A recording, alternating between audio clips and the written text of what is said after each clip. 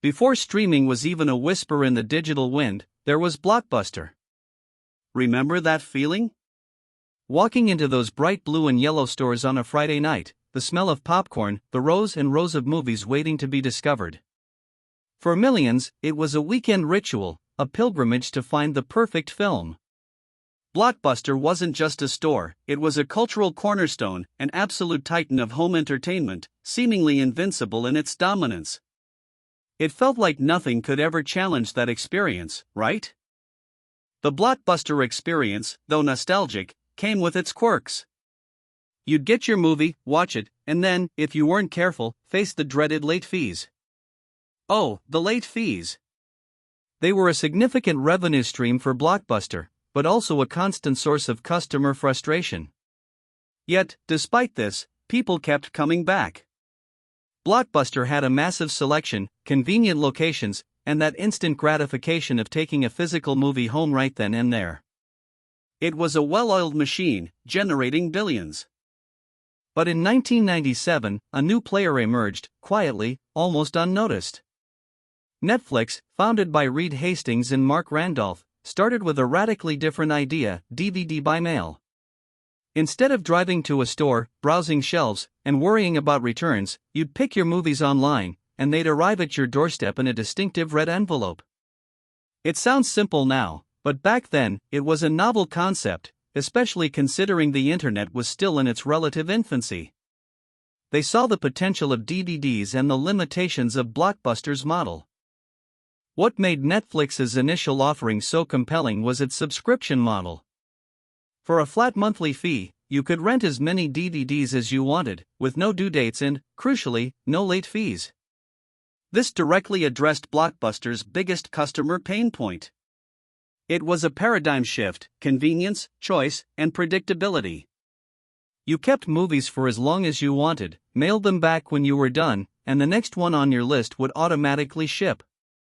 It was frictionless, which is wild, by the way, for a service in the late 90s. In 2000, sensing an opportunity and facing financial strain themselves, Netflix co-founders Reed Hastings and Mark Randolph actually flew to Dallas to meet with Blockbuster CEO John Antioco. Their proposal? Netflix would run Blockbuster's online business, and Blockbuster would promote Netflix in its stores. In essence, they offered to sell Netflix to Blockbuster for a mere $50 million. Imagine that, a small, struggling startup offering itself to the undisputed market leader. It was a pivotal moment, though they didn't know it yet. The response from Blockbuster's executives? Laughter. They literally laughed the Netflix team out of the room. From their perspective, Netflix's DVD by mail service was a niche, money-losing operation that wouldn't last. Why would the mighty Blockbuster, with its thousands of profitable stores, bother with a tiny online venture that didn't even charge late fees? It felt like a ridiculous proposition, a mosquito asking an elephant for a partnership. This decision, perhaps more than any other, sealed Blockbuster's fate. It's easy to judge in hindsight, but Blockbuster's decision wasn't entirely irrational for the time. They were focused on maximizing profit from their established brick-and-mortar model, which relied heavily on impulse rentals and, yes, late fees. Shifting to an online, subscription-based model would have cannibalized their core business and required a massive, costly overhaul of their entire infrastructure. Plus, the dot-com bubble had just burst, making any internet-based business look like a risky bet. They believed their physical empire was too strong to fall.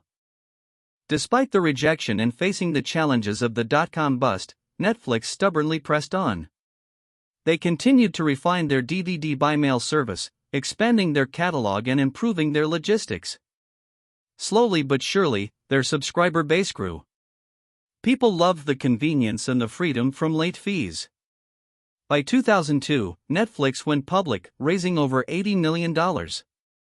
It wasn't an overnight success story, but they were building a loyal customer base and proving that their model had serious long-term potential, even if Blockbuster couldn't see it. Eventually, Blockbuster did realize they couldn't ignore the online threat entirely. In 2004, they launched Blockbuster Online, a direct competitor to Netflix's DVD by mail service. They even introduced Blockbuster Total Access in 2006, which allowed online subscribers to return DVDs at physical stores and pick up a free rental. It was an interesting hybrid model, leveraging their store footprint. But it was reactive, not proactive, and plagued by internal conflicts between their online and retail divisions, which is a classic big company problem, you know? Blockbuster's attempt to go online was a significant effort, but it suffered from a fatal flaw: it was always trying to protect its existing, profitable store model. They couldn't fully commit to the digital future because it meant dismantling the very structure that had made them successful. Every strategic move was weighed against its impact on their physical stores, which ultimately led to half measures and delayed innovation. They were trying to serve two masters, and as a result, they weren't truly excelling at either. Meanwhile, the world was changing. Internet speeds were rapidly increasing, and broadband connections were becoming commonplace in homes. This wasn't just about faster downloads, it was about opening the door for entirely new ways to consume media. The idea of streaming content, watching it instantly over the internet without downloading, was becoming a tangible reality. This technological shift created the perfect storm for Netflix's next big move, and it was a storm Blockbuster was ill-equipped to weather. Netflix, unlike Blockbuster, wasn't afraid to evolve and even disrupt itself. Even while their DVD by-mail service was growing, they were already looking ahead. Reed Hastings famously believed that eventually, all content would be delivered over the internet. So, they started investing heavily in streaming technology, acquiring digital rights, and preparing for a future without physical discs. It was a massive gamble, but it showed incredible foresight, recognizing that technology would fundamentally alter consumer behavior. They were playing chess, while Blockbuster was still playing checkers. The moment of truth arrived in 2007. Netflix officially launched its streaming service, Watch Instantly, allowing subscribers to stream movies and TV shows directly to their computers. The selection was limited at first, but the convenience was undeniable. For the same subscription fee, you now got both DVDs by mail and instant streaming. It was a value proposition that Blockbuster couldn't match, and it changed the game forever. This wasn't just an add-on, it was the beginning of the end for physical media dominance. As broadband became faster and devices like smart TVs and gaming consoles could access Netflix, user adoption skyrocketed. People loved the instant access, the binge-watching potential, and the ever-expanding library of content. The idea of picking a movie from your couch and starting it immediately, without driving, waiting, or worrying about returns, was incredibly powerful. It felt like magic, you know? Netflix was perfectly positioned to ride this wave, while Blockbuster was stuck trying to paddle against the current. With Netflix streaming gaining traction, Blockbuster's physical stores faced an existential crisis. Foot traffic plummeted, and their once profitable late fees became irrelevant. Their sprawling retail footprint, once an asset, became an enormous liability, saddled with expensive leases and operational costs. They tried various tactics, selling movies, expanding game rentals, but it was like rearranging deck chairs on the Titanic. The shift in consumer behavior was too fundamental, too fast for them to adapt their entrenched business model. The decline was swift and brutal. Blockbuster began closing hundreds, then thousands, of stores across the country. Each closure reduced their market presence and further eroded customer confidence. The company struggled to service its massive debt, exacerbated by its failed attempts to compete in the digital space. The magic of walking into a video store was replaced by the convenience of clicking a button, and Blockbuster simply couldn't compete with that new reality. They were in a death spiral, and there seemed to be no way out. By 2010, the inevitable arrived. Blockbuster, once a $5 billion giant, filed for Chapter 11 bankruptcy. It was a stark reminder that even the biggest players could fall if they failed to innovate and adapt. The company tried to restructure, but it was too late.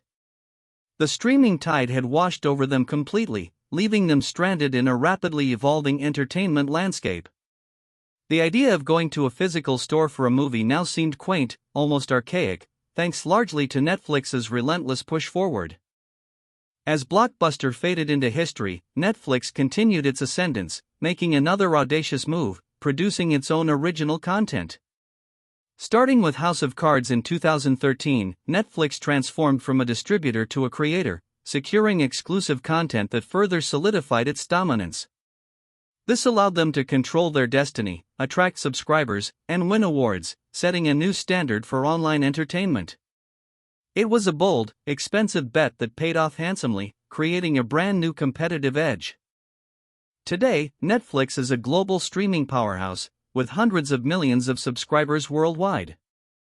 It's a testament to their unwavering vision and willingness to embrace change, even when it meant disrupting their own successful models. From a small DVD by mail service, they transformed into a cultural phenomenon, forever altering how we consume entertainment. It's wild to think that it all started with a simple idea, and Blockbuster, the Goliath, dismissed it out of hand. There's only one Blockbuster store left in the world, in Bend, Oregon, operating more as a nostalgic museum than a viable business. It serves as a poignant reminder of a bygone era and a powerful lesson. The story of Netflix and Blockbuster isn't just about a company going out of business, it's a profound case study in innovation, adaptability, and the perils of corporate inertia. It shows us that in a rapidly changing world, complacency is a death sentence, and the future belongs to those brave enough to invent it, even if it means laughing at the past.